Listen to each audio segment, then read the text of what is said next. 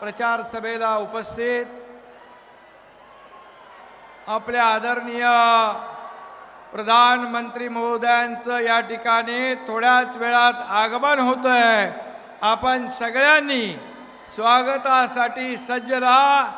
आज सुधीर भाऊंच्या प्रचार सभेला उपस्थित आमचे सहकारी राज्याचे उपमुख्यमंत्री देवेंद्र फडणवीसजी, आठवले साहेब, व्यासपीठावरील सर्व सन्माननीय मान्यवर आणि उपस्थित खासदार, आमदार आणि महायुतीचे सर्व पदाधिकारी,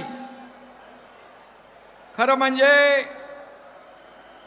आज प्रभू रामाच्या पदस्पर्शाने पावन झालेली ही भूमी आणि या भूमीवर प्रभू रामचंद्रांचा आशीर्वाद मिळालेले आपले जगामध्ये सगळ्यात नंबर 1 ची लोकप्रियता असलेले आणि यशस्वी प्रधानमंत्री नरेंद्र मोदीजी यांची सभा, पहिली सभा इथं होतीये। सुधीर भाऊ, आपण भाग्यवान आहात।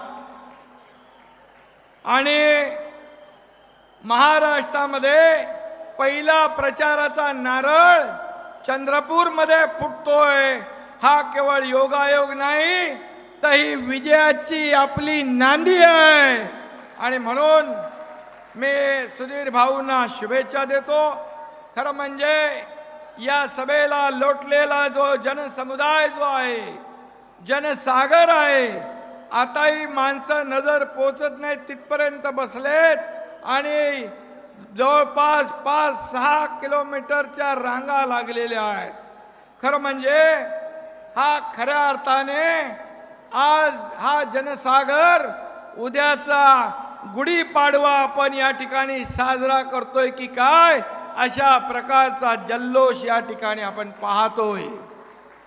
आणि म्हणून असा जल्लोष आपल्याला 4 जूनला करायचा आहे, निवडणुकांचा निकाल लागल्यानंतर। खरं म्हणजे त्या दिवशी सुधीर भाऊ, आपण तर विक्रमी मताने विजयी व्हाल आणि आपण NDA आणि आपला पक्ष आणि मोदीजी दिग्विजयाची गुढी देखील उभारतील आणि मोदीजी पंतप्रधान म्हणून हॅट्रिक देखील लावतील। अशा प्रकारचा हा 4 जून आपल्याला साजरा करायचा आहे। 140 कोटी जनतेने मोदीजींना पुन्हा एकदा फिर एक बार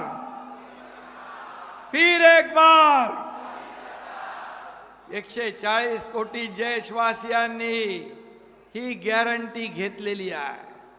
आज मार्केटमध्ये, देशामध्ये जशी मोदी गॅरंटी चालते आणि इतर लोकांच्या गॅरंटीवर कोणी भरोसा करत नाही, त्याच मोदीजींना देशवासियांनी पुन्हा एकदा प्रधानमंत्री बनवण्याचा निश्चय केलाय, संकल्प केलाय, निर्धार केलाय। आणि म्हणून आज आपण पाहिलं, मगाशी सुधीर भाऊ म्हणाले, UPAच्या काळामध्ये आपला देश काय परिस्थितीमध्ये होता, दहशतवादी हल्ले, भ्रष्टाचार, घोटाळे, बॉम्बस्फोट, दंगली, अशा गोष्टींनी त्रासलेला आपला देश देखील लोकांनी पाहिला आहे। परंतु गेल्या 10 वर्षामध्ये मोदीजींच्या कारकिर्दीमध्ये एक विकासाचा जोश, उत्साह, जल्लोष या ठिकाणी पाहायला मिळतोय। नवा जोश, नव चैतन्य निर्माण करण्याचं काम आपल्या आदरणीय प्रधानमंत्री मोदीजींनी केलेलं आहे। आणि म्हणून काँग्रेसच्या 50 वर्षाच्या काळात जेवढी कामं झाली नाहीत, तेवढी आपल्या लोकप्रिय प्रधानमंत्री मोदीजींच्या काळात झाली। हा इतिहास सगळ्यांसमोर ताजा आहे। खरं म्हणजे त्यांनी जाहीरनामा दिलाय, खरं म्हणजे त्यांना आपण 50 वर्षाचा हिशोब मागितला पाहिजे। 50 वर्षात देशाला तुम्ही कुठं घेऊन गेलात? आणि म्हणून आज खऱ्या अर्थाने त्यांनी जाहीरनामा प्रसिद्ध करण्याचा त्यांना अधिकार नाही. खरं म्हणजे त्यांनी माफीनामा जाहीर करायला पाहिजे होता, कारण देशाला खड्ड्यात घालण्याचं काम त्यांनी केलंय. ज्या ब्रिटिशांनी या देशावर 150 वर्ष राज्य केलं, त्यांच्या देखील कारकिर्दीला मोदीजींनी पाठी ढकललं, मागे घातलं. या देशाला विकासाच्या एवढ्या उंचीवर नेऊन ठेवलं. या देशाला पूर्ण जगभरामध्ये आपलं नाव रोशन करण्याचं काम त्यांनी केलं. आज मोदीजींमुळे करोडो राम भक्तांचं स्वप्न राम मंदिराचं, बाळासाहेबांचं स्वप्न राम मंदिराचं मोदीजीने पूर्ण केलं. आणि म्हणून मोदीजींना मनापासून धन्यवाद द्यावे थोडेच आहेत. आणि म्हणून जय श्रीराम.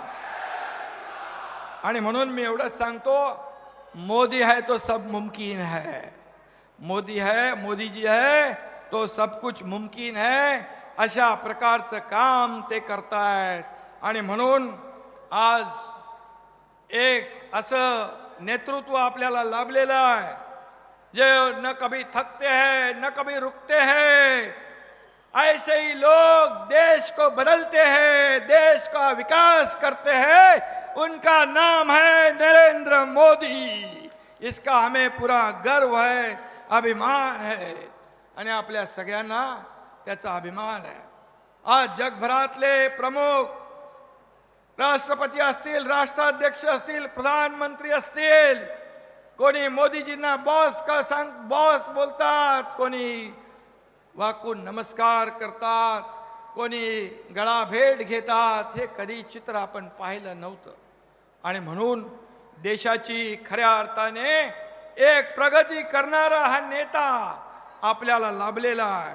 आणि दुसरीकडे काय ना, त्यांच्याकडे झेंडा ना अजेंडा.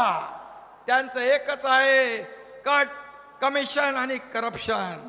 करप्शन फर्स्ट, आपल्याकडे मोदीजींकडे नेशन फर्स्ट. हे फरक आहे. हा फरक आहे. आपल्याकडे अजेंडा आहे देशाच्या विकासाचा, देशाच्या प्रगतीचा. आणि म्हणून आज आपण या ठिकाणी मोदीजींना ऐकायला आलोय. आणि त्यामुळे या देशामध्ये ज्यांनी या देशाला पुढे नेलं, या देशाची अर्थव्यवस्था मजबूत केली, हे देश महासत्तेकडे घेऊन जात आहेत, असा अजेंडा आपला आहे. आणि त्यांच्या जाहीरनाम्यामध्ये त्यांना समान नागरी कायदा नको, त्यांना समलिंगी संबंध हवे, अशा प्रकारचे बोगस लोक ज्या ठिकाणी आज आपल्या समोर उभे आहेत, त्यांना चारी मुंड्या चित करण्याचं काम या ठिकाणी आपल्याला करायचं आहे. आणि म्हणून आपल्याला मी पुन्हा एकदा मनापासून धन्यवाद देतो. आणि मोदीजींची अबकी बार 400 पार, अबकी बार 45 पार, हे महाराष्ट्राचा संकल्प आहे, महाराष्ट्राचा निर्धार आहे. तो आपण पूर्ण करूया. सुधीर भाऊंचं या ठिकाणी 19 तारखेला